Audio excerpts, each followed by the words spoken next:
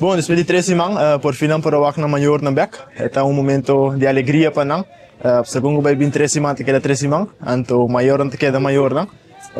Moral anda um pouco down, saliendo fi mundi, que curva anda quebrar, cansar aqui aí, pero me te queda seguro depois de ano maior na hour e outros dag, e moral tá bem alto e não tá contente. Tur tenta campo que dan challenge, a trobe, nós mesmo tá contente de trabalhar com a de cada, mirando que de somente uitvalers de prometer 3 semanas. Agora aqui não está bij casa hoje, weekend vrij.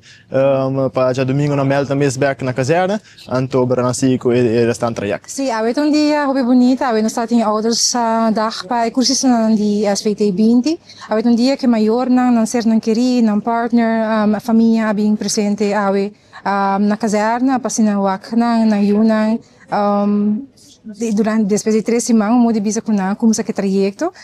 Hoje dia kuna me hobby na ha se pari demonstração que cultura na assim é prometer 3 semanas. E nós como também como time de SVT adune maior na informação.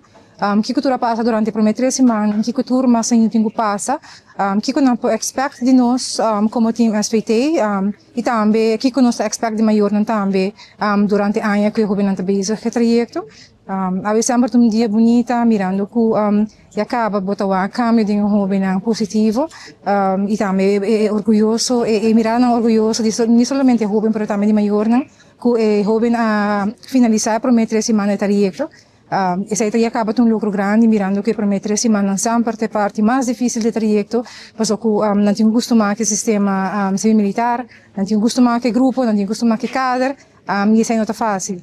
Dus nós estamos supermente orgulhosos que o governo finalizar por 3 semanas e o que não está seguindo o resto do trajeto. Nós temos mais ou menos 25 inscrições.